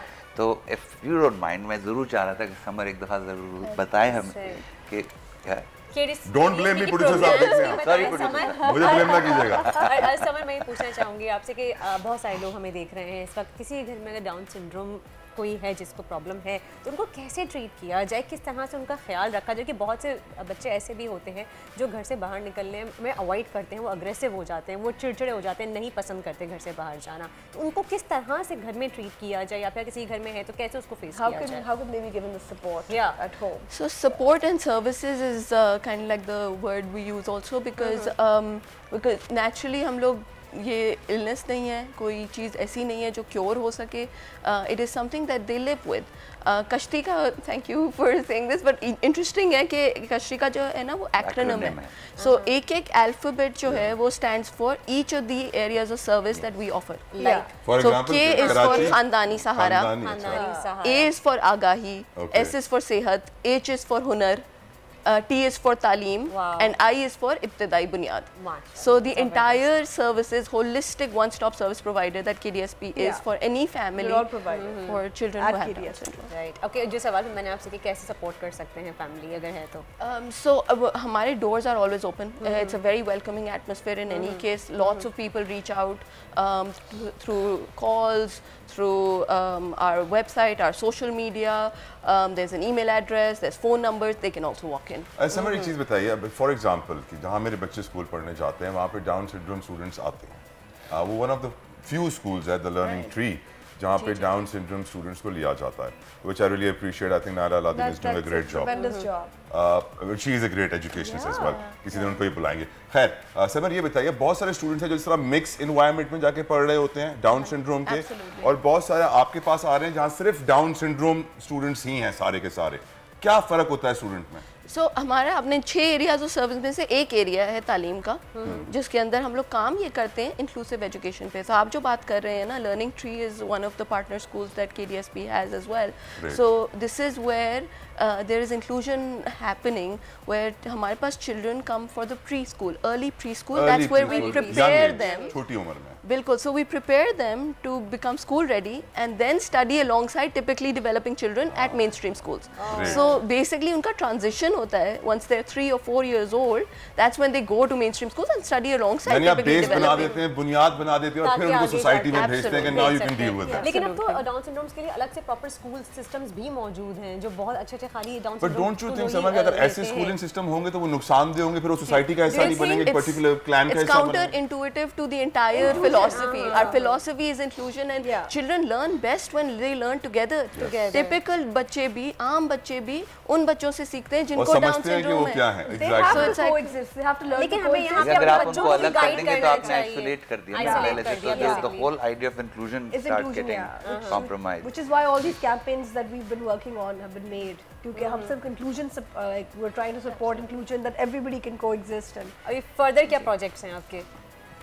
अभी तो मैं बहुत एक्साइटेड हूँ। इस गाने में आपने एक स्पेसिफिक पार्ट है जो मुझे सबसे ज्यादा अच्छा लगता है, इसमें बच्चे गाते हैं, वो प्यार बांटो की लाइन है, वो बच्चे कोरस में। अगर वो हम चला सकते हैं अभी दोबारा से, जरूर चाहेंगे कि देखना चाहेंगे। तो वो मेरा अगला एजेंडा ये है कि मैं इस गाने को सिर्फ बच्चों की आवाज में एक प्रोडक्शन हो। हाँ, तो सिर्फ बच्चे करें। और ये इसमें अच्छा, और बड़ी इंटरेस्टिंग बात है कि KDSP की बदौलत इतने सारे बच्चे म्यूजिक में एंगेज हो रहे हैं। हसन हैं जो पियानो बजाते हैं और उन्होंने अपने आप को पूरा अलिया जो वीडियो में है वो भी पियानो बजा रही है, उनको हमने रिकॉर्डिंग कराया। तो इट वाज सो इंटरेस्टिंग कि सबसे ऑन स्पॉट रिकॉर्डिंग जिसने की वो अलिया ने की, बाकी सब बच्चे इधर उधर, she was so focused. So yes, I think that's what I am really looking forward to, you know. ख्वाब क्या है आप what dream do you have Ali Hamza इन बच्चों के लिए? खुशी, बहुत सारी खुशी। और खुशी किस तरह आती है? जब अपने आप पे कॉन्फिडेंस होता है और अपने आप पे वो वसूख उससे बात होती है कि यार अब हम अपनी ज़िंदगी को आगे लेके चलेंगे, अपने पैरों पे खड़े होकर आगे इंडिपेंडेंट हो गए, आगे बढ़ सकते हैं। वो मेरी सबसे आई think that's what I we've seen in the past 5 years। हमने अलिया जो अली और फरजीद की बेटी है, जो फाउंडर्स हैं, उनकी बेटी की हमने जर्नी देखी है 5 साल में, and how if you give them love and support and care, they're literally like any other child out there. You just have to give them the right environment and the right care, and they're right there, right beside you. And देखिए, प्यार जो है ना बहुत important component है किसी भी काम को अच्छा करने के लिए, क्योंकि वही आपको फिर आपके दिल में जगह पैदा करता है कि आप मुश्किलात को फेस कर सकें, आप सही तरीके से उसका हक अदा कर सकें काम का। अगर आप सिर्फ काम करने के और उसके सिर्फ you have to have that emotional component, तो वो तो प्यार से पैदा होता है। अब प्यार तो बच्चे खुद समझते हैं। अगर बच्चों को आप लव दें तो वो तो understand, exactly that's the only language बच्चे उसको पिक भी करते हैं, समझते भी हैं। क्यों कहते हैं ना कि बच्चे को प्यार दो उसी तरफ चला जाता है। मेरी नज़र में तो शायद इस्लाम का दूसरा नाम ही प्यार और इश्क है। Our religion is all about love and nothing but love। कि अल्लाह से प्यार करना है, उनके महबूब रसूल सल्लल्लाहु अलैहि वसल्लम से प्यार करना है, उनकी आल से प्यार करना है। प्यार नहीं है तो दीन भी नहीं है। लेकिन एक चीज़ समझ, एक मैं आपसे और पूछना चाहूँगा, इंपॉर्टेंट क्वेश्चन जिसकी तरफ वर्दा ने शुरू में इशारा किया, वो कौन सी मिथ्स हैं, वो कौन सी मिसकंसेप्शंस हैं, वो कौन से गलत आइडियाज़ हैं जो सोसाइटी इन पेशेंट्स के साथ, इन बच्चों के साथ करती है, जिसकी वजह से इन प्रॉब्लम्स फेस होती हैं इन बच्चों को, जो हमें नहीं करने चाहिए? बिल्कुल सही। So I mean like one of the major ones is के Down syndrome is conceived is like understood as a disease, illness है, ये बीमारी नहीं, कंडीशन है, ये एक जेनेटिक कंडीशन है, जेनेटिक पैदाइशी है। बिल्कुल बिल्कुल, कोई बीमारी नहीं है, कोई डिजीज नहीं है, कोई कंटीजियस नहीं है, कोई कुछ नहीं है। 100%। और जिस तरीके से हम आम लोगों में वेरिएशंस होती हैं ना, उसी तरीके से इंडिविजुअल विद डाउन सिंड्रोम में भी वेरिएशंस होंगी। कभी कोई खुश होंगे, कभी खुश नहीं होंगे, हमारे भी मूड स्विंग्स होते हैं, उनके भी होते हैं। So it's just I think एक बहुत बड़ी चीज़ जो है कि it's viewed as something different, and if similarities देखें ना, so there is more similarities and differences. अपनाहियत की नज़र से देखें, प्यार की नज़र से देखें, तो वो जो डिफरेंसेस हैं ना वो कम नज़र आते हैं, और जो सिमिलैरिटीज़ हैं वो ज़्यादा। Same aspiration, same dreams, similar fears, all of those things are the. अब सिमर, बहुत सारे पेरेंट्स ऐसे होंगे जो इस वक्त घरों पे बैठे हुए आपका इंटरव्यू देख रहे होंगे, काफ़ी सारे आपको मान गए होंगे, कह रहे हैं हम जाएंगे आपके प्रोग्राम में, आपके ऑफिस आएंगे, लेकिन काफ़ी सारे अभी भी जो 50-50 होंगे। मैं चाहता हूँ कि आप उनके लिए कोई टिप, कोई ऐसा कोई मशवरा दें कि how to treat their Down syndrome child to make their life and his life easier. सो एक बड़ी इंटरेस्टिंग फाइंडिंग हुई थी हमारी जब कोविड हिट किया। बताएं। जब कोविड आया ना तो सब लोग अपने अपने होम्स में आ गए obviously. So the therapist, the teachers that were giving services to the children directly now had to give the services through either virtual means और थ्रू फोन कॉल्स, क्योंकि बहुत सारे पेरेंट्स के पास सिर्फ फोन कॉल्स की एक्सेस थी, and they start guiding the parents.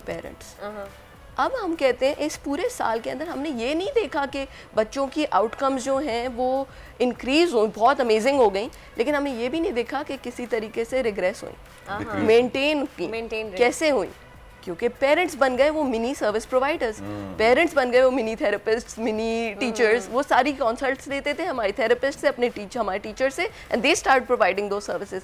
And in fact over this period of time we have kind of seen their relationship improve over a period. One of the language online consultancy ले सकता है, let's say I want to call and मैं फोन करके पूछूंगी जी किस तरह मुझे अपनी हालात बेहतर करने हैं, अपने बच्चे की सेहत बेहतर करनी है, उनकी बेहतर परवरिश करनी है, तो आपसे फोन करके भी बिल्कुल ऑनलाइन को वेबसाइट वगैरह जिस पे थ्रू आपसे कनेक्ट किया जा सकता है। बिल्कुल। So we have a lot of videos as well जिसके अंदर ट्यूटोरियल्स हैं थोड़े से, तो YouTube के ऊपर वैसे ही एक्सेसिबल है।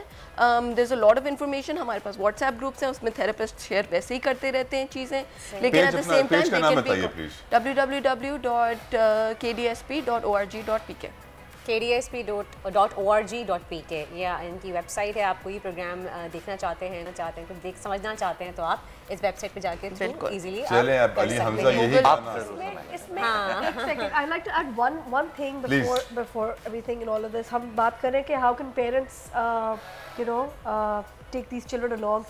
बहुत ज़रूरी है कि जो पेरेंट्स जिनके टिपिकल बच्चे हैं they also make their children understand कि इन बच्चों को कैसे साथ लेके चलाया जाए। एम्पैथी उनको समझाएं कि ये बच्चों को साथ लेके चले, वो पेरेंट्स इंजेक्ट करें अपने बच्चों पे, बिकॉज अगर एज पेरेंट्स आप अपने बच्चों को वो सिखाएंगे ही नहीं तो उनको पता ही नहीं चलेगा कि उन्होंने उनको ट्रीट कैसे करना है। So please be very mindful. I mean this is a message that I really want to give to everybody कि अपने बच्चों को प्लीज एम्पैथी सिखाएं और औरों को साथ लेके चलना। आमीन। Great message bye Nafisa. आखिर में अली हमजा अपनी आवाज में गुनगुना दें नफीसा के साथ, कोरस में गाएंगे, आप पीछे कर रहे हो। आओ चलो हमारे संग यूं, आओ मिलके मुस्कुराए, नई खुशियाँ सजाए, जैसे फूल खिले खिले गुलशन में वैसे खुशबू बिखरे, आंगन में ऐसे हम प्यार बाटो बाटो प्यार, आओ मिलके बांटे प्यार, बाटो बाटो प्यार। अच्छा इतना मुश्किल वाला है तो बच्चों को भी सिखाने में टाइम इस तरह एक वो होता है। He keeps on giving me cues every now and then. He goes, हाँ बस यहाँ से उठाना है। अब मैं सुबह को उठती हूँ तो गुड मॉर्निंग गाते हैं, हम सब उठते हैं, हम होते हैं कि बच्चों को स्कूल कैसे भिजवाना है। We're very हमारा एक बच्चों को स्कूल कैसे भिजवाना है, Who's gonna do the chore? Drop कौन करेगा? That's वैसे घर में नफीसा अली कितने गाने गाते हैं आपके लिए? शादी से पहले गाया करते थे आप गाते नहीं। This is especially for you.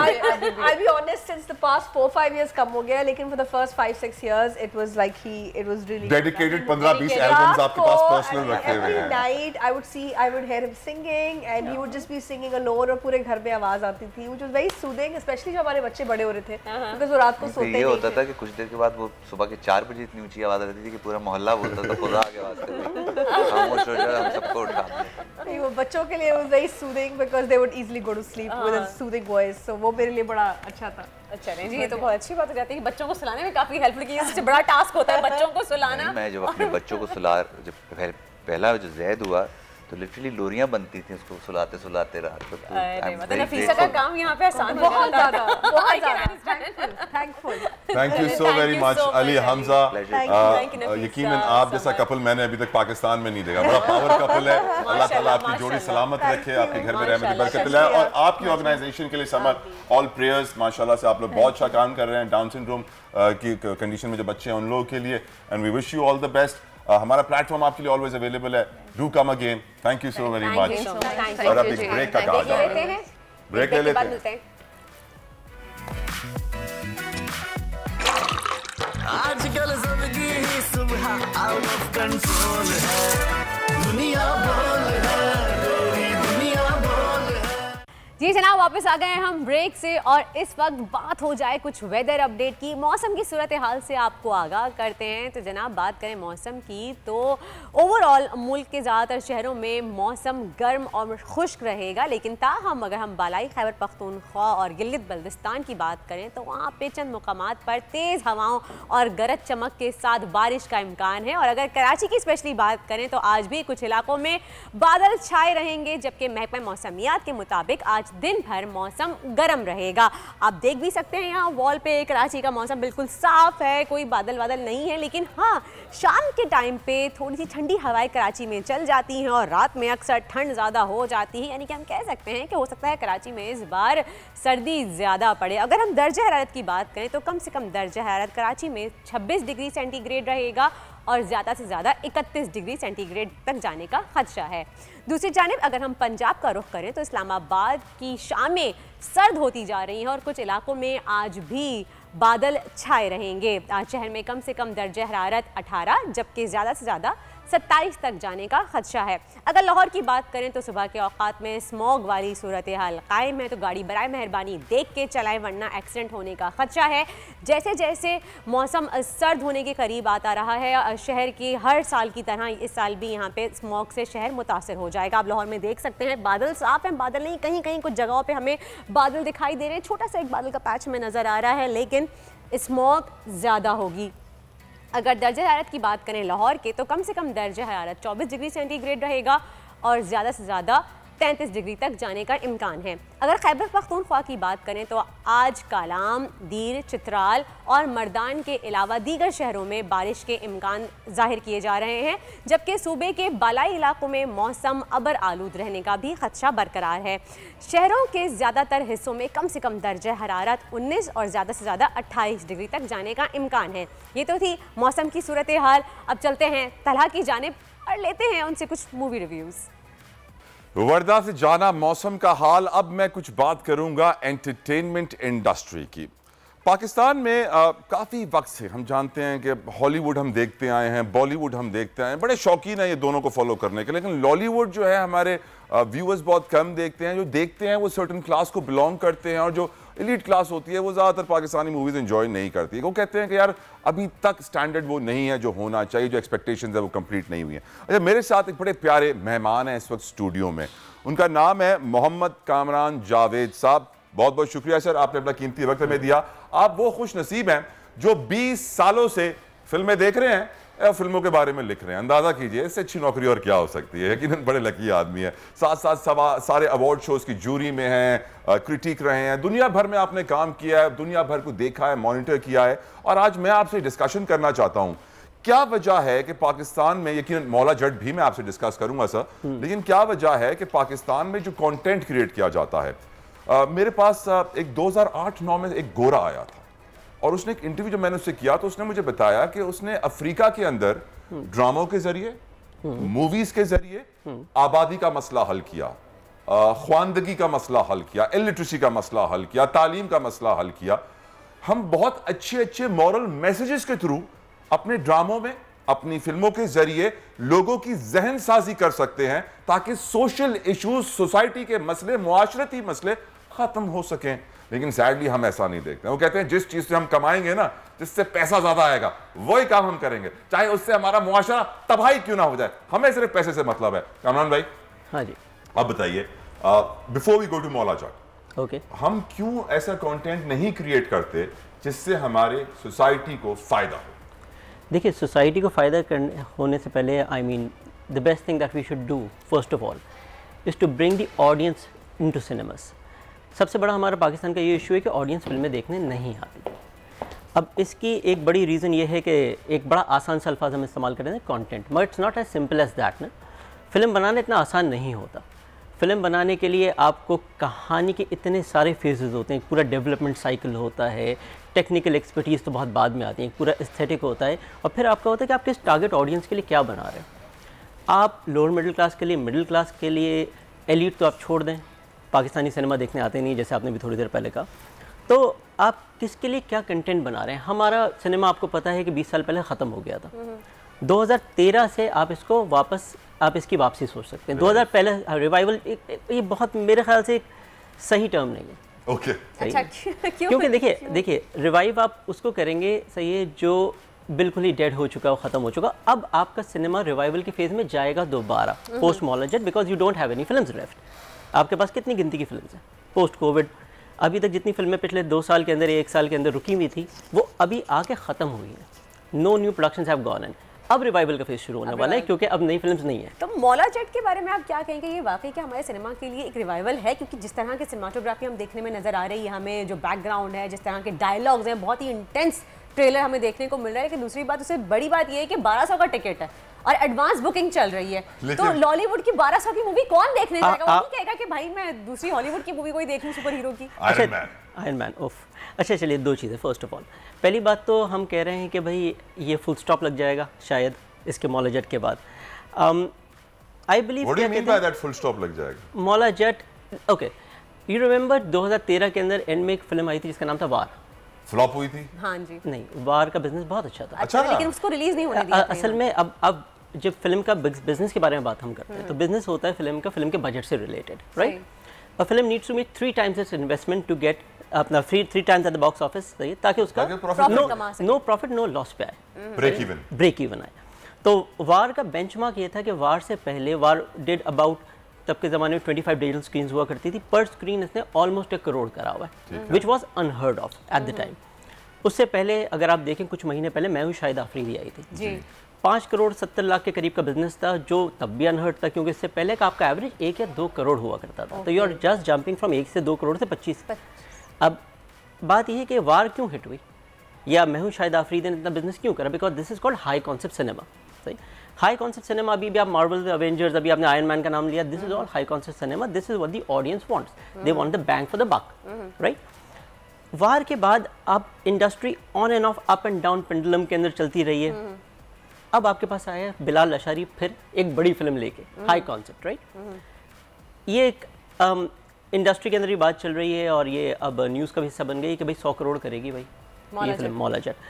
100 crore Pakistan में करेगी या वर्ल्ड वाइड मिला के करेगी? चाइना में भी इसको 3 स्क्रीन्स दी गई हैं, तो इससे कितना ज़्यादा इम्पैक्ट पड़ेगा? चाइना के box office is going to come a little later, सही। It's going to be gradual release plan. Pakistan and जो इसके की मार्केट्स हैं US, कनाडा, UK, वहाँ से होते हुए फिर ये चाहिए जी ईस्ट एशियन कंट्रीज। लेकिन इनसे भी तो असर पड़ता है ना? बिल्कुल पड़ेगा, मगर ये एक फिल्म को पड़ेगा।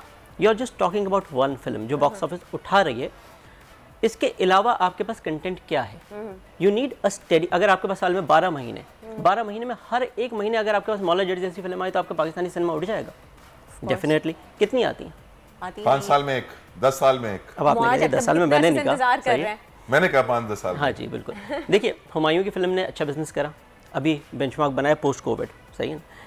इससे पहले भी हुमायूं की फिल्म ने करा था लंदन नहीं जाऊंगा, उसके बाद पंजाब नहीं जाऊंगा, जवानी फिर नहीं आई। आपके पास जो टेंटपोल डायरेक्टर्स हैं, सही, ये टेंटपोल फिल्म मेकर्स हैं या कोई ब्रांड्स आप इनको कह देना, कोट एंड कोट ब्रांड्स बनाते हैं, ये लिमिटेड है।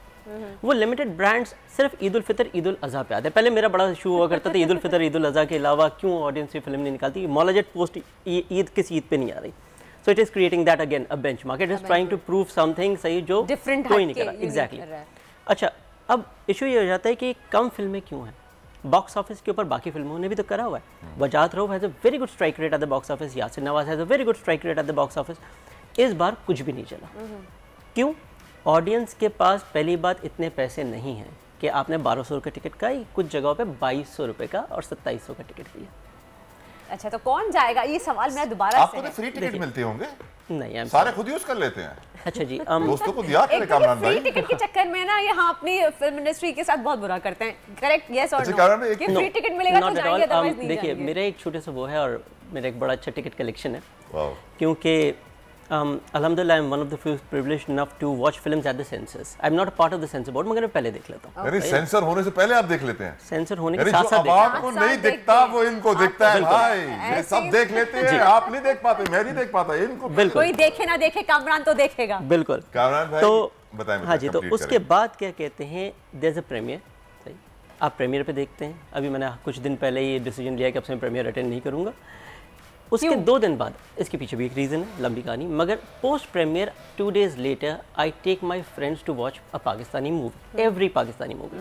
इनफैक्ट लास्ट वीक एक फिल्म आई थी जिसका नाम था कुंडीना खड़का, किसी को नहीं पता। आई थी, मुझे पता है उसका। तो कैप्री के अंदर मैंने और मेरे दोस्त ने देखी थी, हम 2 अकेले थे पूरे सिनेमा में। पूरे सिनेमा में अकेले 2 बंदे। अकेले 2 बंदे। कुंडीना खड़का। जी, कुंडीना खड़का, माशाल्लाह। तो हम 2 देखे हैं, तो I take my friends to watch all of these Pakistani movies, कितनी अच्छी कितनी बुरी क्यों ना हो। डर तो नहीं लगा आपको, अकेले थे कुछ? नहीं, नॉट एट ऑल। इससे पहले मैंने बहुत सारी फिल्में ऐसी देखी जो मैं अकेला ही था, क्योंकि मेरी वाइफ भी मेरे साथ नहीं जाती पाकिस्तानी सिनेमा देखने। Oh my God. So the thing is के तीसरी दफ़ा मैं देखता हूँ अपने दोस्तों के साथ। This is where I spend money, because it is I think my duty as a film critic and being part of the fraternity to spend money for Pakistani movies. The issue is this कि हमारी actors, directors, film makers, television drama industry, अगर आप कहते हैं सिर्फ journalist freebies के लिए आते हैं, प्रीमियर्स के लिए, तो वो लोग भी फ्रीबीज के लिए आते हैं। कोई पाकिस्तानी सिनेमा पे पैसा खर्च करता नहीं है, इन्वेस्टमेंट करता नहीं। मैं यहाँ पे आपसे सवाल करना चाहूँगी कि हम मौला जट की बात करें, स्पेशली तो मौला जट में जितने बड़े बड़े स्टार्स हमारे सामने आए, लोग तो उनको देखने ही जाएंगे। माहिरा खान हो गए, फवाद खान हो गए, हमजा अली अब्बासी हो गए, उमैमा मलिक हो गई, इतनी बड़ी एक स्टार कास्ट है वहाँ पे। और फिर दूसरी बात सुनने में यार, एक गंडासा कल्चर जो हमारे यहाँ बहुत एक 43 ईयर्स पहले स्टार्ट हुआ था, खत्म हो गया था, और अब वो हम फवाद खान को उस रूप में देखेंगे एक मॉडर्नाइज्ड वे में, तो हो सकता है ये हमको पसंद ना भी आए, खाली वो स्टार्स को अपने देखने के लिए हाइप इतनी क्रिएट कर दी जाती है ना कामरान के मूवी आने से पहले ही 100 करोड़ कमाएगी, 200 करोड़ कमाएगी, 500 करोड़ क्रॉस करेगी, लोग बोलते हैं भाई ये तो जरूर देखेंगे। हाँ। तो हाइप इतनी क्रिएट, प्री बुकिंग, अभी से टिकट खरीद लें, 13 तारीख को मिलेगी नहीं। आई थिंक अबाउट 2 साल 3 साल पहले जब मौला जट का पहला टीजर आया था, तो it had such an impact, क्योंकि I am a middle class guy. ठीक है, मैं अपनी फैमिली को महीने के अंदर एक दफ़ा फिल्म नहीं दिखा सकता, क्योंकि फिल्म के टिकट इतने महंगे हो गए। सबके साथ सबसे साथ आप अकेले एग्जैक्टली। सो राशन डलवाऊंगा, फिल्म दिखाऊंगा, ये गलत बहस है। तो एग्जैक्टली, तो अब ये सिर्फ हुकूमत की बात नहीं है, ये फिल्म इंडस्ट्री की बात है। इंडस्ट्री ने भी कि हुकूमत महंगाई इतनी कर दी है कि हमें सोचना पड़ता है। अब हमारी बात आ जाती है कि ओके सही है, अब 3 साल पहले जो लेमन है, जो कॉमन पीपल है, सही है, जो 500-800 रुपये का टिकट नहीं देख सकते, उनका भी इंटरेस्ट था कि यार कामरान भाई ये फिल्म कब आएगी, तो वो 3 साल से वेट कर रहे हैं। अब प्रॉब्लम ये आ गई है कि 2 से 3 इम्पेडिमेंट्स हैं। पहली बात तो एक लैंग्वेज का है, पंजाबी लैंग्वेज है, राइट। सेकंड, क्या ये गंडासा कल्चर को वापस लेके आएगी, क्या ये लॉलीवुड रिवाइव करेगी। देखिए, हम लॉलीवुड का टैग इस्तेमाल करें, 2013 से लॉलीवुड का टैग इस्तेमाल नहीं हुआ। This is Pakistani cinema. जब हम लॉलीवुड कहते हैं, हम उसको रीजनलाइज कर लेते हैं, लॉलीपॉप बन जाता है थोड़ा सा। आप कह रहे हैं, मैं तो नहीं कह रहा भाई।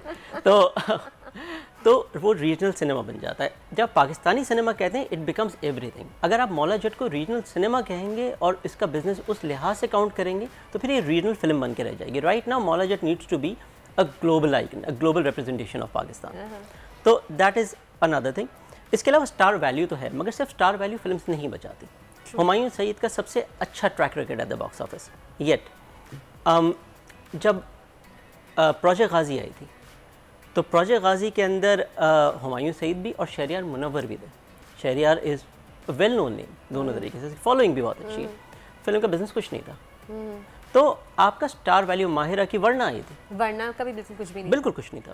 तो ये 3-4-5 करोड़ रुपए तो रिलीज भी नहीं होने दिया था मेरे ख्याल से। यहाँ देखिए, वो इश्यूज तो हमारे पास आते हैं, या सेंसस के इश्यूज आते हैं। सेंसस बेसिकली हम कहते हैं, इससे ऊपर और एक लंबी बहस है कि सेंसर क्यों नहीं करता, क्या नहीं करता, मगर सेंसर बेसिकली फिल्म बैन नहीं करता, इतने देर के लिए रोक लेता है कि आपको लगता है कि बैंड हो गई। तो दैट्स अनदर टॉपिक, मगर स्टार वैल्यू फिल्म हिट नहीं करती। राइट। कामरान साहब, last but not the least, your expectations of Maula Jatt, आप क्या एक्सपेक्ट कर रहे हैं? Domestic, domestic, internationally, overall though it's going to go big, it's going to cross 100 somewhere between 100 and 150। और आप 1200 या 2200 का टिकट लेके देखने जाएंगे मौला जट? मैं फैमिली के साथ नहीं मैं उन्हें कभी नहीं किया। सेंसर 15 दिन पहले हुआ है, सही है। और एक्चुअली मौला जेट में देखूँ कैप्री के अंदर 800 रुपए की टिकट पे। अच्छा ये मालूम है अकेले नहीं होंगे इस दफा, अकेले नहीं होंगे। Thank you so very much Mohammad Kamran Javed sahab, you केम, आपने अपना कीमती वक्त हमें दिया, बहुत बहुत शुक्रगुजार हैं आपके। और यकीनन आपके तज्ज़िये तबसरे बड़े दिलचस्प और इंटरेस्टिंग थे। अब देखते हैं कि पाकिस्तानी फिल्म इंडस्ट्री मौला जट से रिवाइव होती है या नहीं, वरना नॉर्मली ये सारी बातें सितारों के जरिए आपको बता सकते हैं। हाँ, मैं नहीं बता सकती, हमारे पास मौजूद होते हैं हमारे बहुत ही फेमस एस्ट्रोलॉजिस्ट होते हैं, टैरो कार्ड रीडर होते हैं, न्यूमरोलॉजिस्ट होते हैं, जो ये सारे सितारों की चाल देख के बताते हैं कि किस सितारे अच्छे चल रहे हैं कि नहीं चल रहे। हम इस मूवी के बारे में भी हम पूछ सकते हैं सितारों से। तो हमारे साथ सब कनान भाई मौजूद है, कनान चौधरी साहब इस वक्त हमारे साथ मौजूद है, उनको वेलकम कहेंगे अपने शो में। अस्सलाम वालेकुम कनान भाई। जी वालेकुम सलाम। कनान, आपको कैसा लगता है कि जब आपको टेलीविजन पे हर कोई भाई भाई कहता है? अरे कनान भाई हमारे भाई हैं भाई। कोई बात नहीं, मैं इन चीजों के बारे में सोचता नहीं। चल अब मेरा अगला सवाल ये हो सकता है कि आप किन चीजों के बारे में ज्यादा सोचते हैं? सितारे। मैं अपने काम के बारे में ज्यादा सोचता हूँ। मैं समझा आप कहेंगे अपने बालों के बारे में। चले खैर, बस आप पूछिए। चलें कनान भाई, चलें अभी हम इसकी बात कर रहे हैं मूवी मौला जट की, उसके ही बता दें आपको क्या लगता है बॉक्स ऑफिस पे सितारे किस तरह के हैं इसके, अच्छी जाएगी नहीं जाएगी? अच्छा देखिए, बड़ी इंटरेस्टिंग चीज़ है कि मेरे YouTube पे अभी भी वीडियो पड़ी हुई है मौला जट के बारे में। मैंने प्रेडिक्शन दी थी कि ये रिलीज़ होने से पहले कंट्रोवर्शियल हो सकती है, और मैंने ये भी कहा था कि इसका रिलीज़ होना मुझे मुमकिन नज़र नहीं आ रहा। जो डेट इन्होंने रिलीज़ की दी थी 2019 की वो डेट थी शायद, तो वो डेट बिल्कुल अनलक्की थी जिस पे ये रिलीज़ होनी थी, तो इसलिए इस पर कंट्रोवर्सी आई भी। बाद में एक केस चलता रहा तो उसको लेके कंट्रोवर्सी बनी थी। अभी मुझे नहीं पता इन लोगों ने रिलीज़ डेट क्या अनाउंस की है, उसी को कैलकुलेट 13 अक्टूबर। तो अगेन जो डेट है इसकी लॉन्चिंग की वो ज़्यादा लकी नहीं है। पहले भी इन्होंने शायद 22 या 17 की कोई डेट दी थी, जो 4 या 8 का अदद बन रहा था। तो 4 या 8 के अदाद जो है इस फिल्म के लिए लकी नहीं है इसके नाम के लिहाज से। अभी भी मुझे ज़्यादा अच्छी डेट बनती हुई नज़र नहीं आ रही है। यहाँ पे कहीं ना कहीं प्रॉब्लम्स रहेंगी इस मूवी की रिलीजिंग के हवाले से, और इसके बिज़नेस के हवाले से भी एज वेल प्रॉब्लम्स बनती हुई नज़र आ रही हैं, क्योंकि अगेन ये लकी डेट नहीं है 13 अक्टूबर। चलें जी, आपकी प्रेडिक्शन हमने नोट कर ली है, हम देखेंगे जब मौला जट रिलीज़ होती है तो क्या होता है। खैर आगे बढ़ते हैं, बात करते हैं थोड़ी सियासी सूरत हाल की। कनान भाई, मरियम नवाज साहिबा फ्लाई कर चुकी हैं, वो टेक ऑफ कर चुकी हैं लंदन की जानिब, और सुनने में ये आ रहा है कि 1 महीने बाद हो सकता है नवाज शरीफ साहब मरियम साहिबा के साथ वापस आ जाएं। अगर वो अपने अब्बा हुजूर को मनाने में कामयाब हो गई कि आप कराची आ जाएं, अपने मुल्क वापस आ जाएं, तो आपको क्या लग रहा है सितारे क्या इजाज़त दे रहे हैं? और मनाना अब्बा हुजूर को होगा या किसी और को? अच्छा, ये जब हमने 2022 की प्रेडिक्शन की थी तब मैंने आप ही के शो में पेशगोई की थी कि मुझे नवाज शरीफ साहब पाकिस्तान आते हुए नज़र नहीं आते। तो गो कि अभी साल ख़त्म होने में 2 महीने रहते हैं, तो मुझे नहीं लगता अभी भी वो वापस आ पाएंगे। मैं अपनी उसी प्रेडिक्शन को बैक करूँगा, मुझे उनकी वापसी मुमकिन बनती हुई नज़र नहीं आ रही। अब वतन आपको उनकी वापसी नज़र नहीं आ रही है। और ख़ान साहब सितारे क्या कहते हैं? लॉन्ग मार्च का अनकरीब जो है वो अंदिया दे दिया है, इम्कानात हैं कि हफ्ते को शायद लॉन्ग मार्च का ऐलान कर दिया जाए। लॉन्ग मार्च होगी, धरना होगा, क्या होगा, कुछ क्या नज़र आ रहा है आपको? होगा इस हफ्ते में, अगले हफ्ते में कुछ सियासी सूरत हाल आपको बिगड़ती हुई नज़र आ रही है, कुछ इंटेंस नज़र आ रही है? नहीं, अभी अक्टूबर में खान साहब की बर्थडे आ रही है, तो तब तक खान साहब का अनलकी टाइम पीरियड चल रहा है, तो मुझे नहीं लग रहा कि खान साहब कोई चीज़ गेन कर पाएंगे या पॉलिटिकली जो है वो कम बैक कर पाएंगे। अभी थोड़ा सा टाइम लगेगा खान साहब को। 10 अक्टूबर के बाद चीज़ें बेहतर होती हुई मुझे नज़र आ रही है, तो मुझे नहीं लगता कि अभी बहुत ज़्यादा टफ टाइम दे पाएंगे या धरने की कॉल दे पाएंगे। अभी मुझे लगता है कि पॉलिटिकली वो खेलेंगे चीज़ों के साथ। अभी धरना होता हुआ मुझे नज़र नहीं आ रहा। लॉन्ग मार्च होती हुई आपको नज़र नहीं आ रही? जरदारी साहब की तबीयत नासाज है किनान, उनके लिए आप क्या कहेंगे? उनके लिए देखिए, तला साहब मुझे अभी कंट्रोवर्सीज बनती नज़र आ रही हैं। इनके पीडीएम के इख्तलाफात अभी खुल के सामने आएंगे सून और लेटर, और वहीं पर शहबाज शरीफ साहब के लिए भी मुझे प्रॉब्लम्स बनती नज़र आ रही हैं। जो उनकी तबीयत की नासाजी है, इसको मैं इख्तलाफात के साथ जोड़ूंगा इनके। मुझे नहीं लग रहा कि अभी ये एक पेज पे है, मुझे लगता है कि बहुत ज़्यादा प्रॉब्लम्स हैं जो हमारे सामने भी आने वाली हैं। आने वाले सुनने में ये भी आया, कल मरियम नवाज साहिबा ने जो प्रेस कॉन्फ्रेंस की है पासपोर्ट मिलने के बाद, बहुत ही धुआंधार उनकी प्रेस कॉन्फ्रेंस, तो उसमें सुनने में ये भी आया कि अंदर खाना कुछ मसाइल चल रहे थे उनके, शायद उनके अंकल के साथ, जिस वजह से उनका जो अग्रेशन था वो प्रेस कॉन्फ्रेंस में नज़र आया। तो यानी कि आप कह सकते हैं कि पीडीएम में जो इनका इत्तेहाद है वो कुछ आपस में मसला कर रहा है। जी बिल्कुल, प्रॉब्लम्स मुझे नज़र आ रही हैं कैलकुलेशन में भी, और मुझे लगता है कि ये जो प्रॉब्लम्स इत्तेहाद के अंदर आई हैं ये कहीं ना कहीं प्राइम मिनिस्टरशिप के लिए ख़तरनाक हो सकती है। जो कि शहबाज शरीफ साहब है PM में अभी, तो मुझे लगता है कि उनकी प्राइम मिनिस्टरशिप खतरे में जा सकती है। इमरान साहब, आज आप मुझे लगता है आपको जो है ना नाश्ता या तो मुझे लगता है किसी ने सही तरह खिलाया नहीं है। आज आप बड़े नेगेटिव न्यूज़ दे रहे हैं। पहले आपने कहा मौला जट से प्रॉब्लम में आएगी, फिर आपने कहा जरदारी साहब कंट्रोवर्सी में आएंगे PDM की, फिर आपने कहा नवाज शरीफ वापस नहीं आएंगे, फिर आपने कहा इमरान खान धरने का ऐलान नहीं कर पाएंगे। सर सब खैरियत तो है ना? सर मैं बिल्कुल अपनी कैलकुलेशन के साथ ही चल रहा हूँ। इनमें से कुछ प्रोडिक्शन मैं ऑलरेडी दे भी चुका हूँ, पड़ी हुई है मेरे यूट्यूब पे, तो मैं उसी को बैक कर रहा हूँ। हाँ, कैलकुलेशन जो कहती है वो बताते हैं। अच्छा, आज का दिन कैसा रहेगा हमारे सितारों के लिए? ज़ोडिएक साइंस के बारे में बताइए आप। देखिए, आज के दिन की अगर मैं बात करूं तो मरकरी रेट्रोग्रेड था, वो अभी डायरेक्ट हुआ है, तो चीज़ें बेहतर होना शुरू हुई हैं। देखिए, मरकरी जब रेट्रोग्रेडेशन में जाता है तो कम्युनिकेशन से रिलेटेड प्रॉब्लम्स आती है या फिर ट्रैवलिंग से रिलेटेड आती है। तो हमने देखा पाकिस्तान में ट्रैवलिंग से रिलेटेड बहुत ज़्यादा प्रॉब्लम्स हमने फेस की, जिसमें ट्रेन की बहाली अभी मेरा ख्याल है हो चुकी है या होने वाली है। रोड्स का जो बहुत ज़्यादा प्रॉब्लम था ट्रैवलिंग के हवाले से, वो भी रिकवरी की तरफ जाता हुआ नज़र आ रहा है। तो अभी आहिस्ता आहिस्ता ट्रैवलिंग बेहतर होती नज़र आ रही है हमें प्रैक्टिकली भी।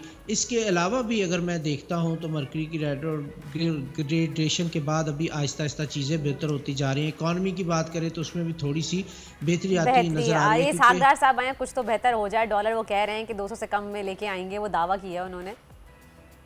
बिल्कुल कमी तो आई है डॉलर में, थोड़ी बहुत और भी आएगी, लेकिन स्टिल अनफॉर्चुनेटली मुझे लगता है कि महंगाई कम नहीं हो पाएगी।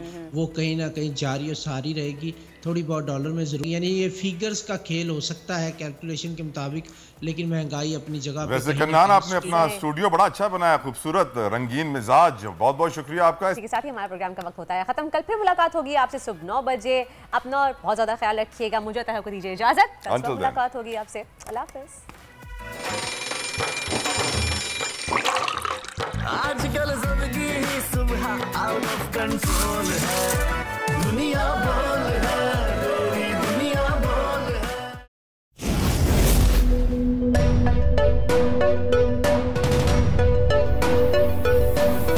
यहाँ सबको सिर्फ 1 मिनट मिलेगा and your time starts now.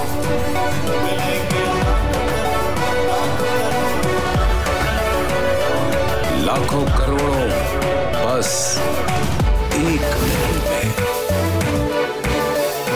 तो जीतो 1 मिनट में, जीतो 1 मिनट में, जीतो 1 मिनट में, जीतो 1 मिनट में।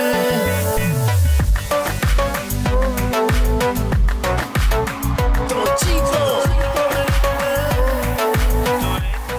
जीतो 1 मिनट में, बुध और जुमेरात शाम 7 बजे, सिर्फ बोल एंटरटेनमेंट पर। सबसे ज्यादा व्यूज, सबसे ज्यादा रील्स और सबसे ज्यादा रेटिंग के साथ बोल अब भी नंबर 1 पोजीशन पर बरकरार। सब्सक्राइब करें और बेल दबाएं ताकि कोई खबर रह न जाए।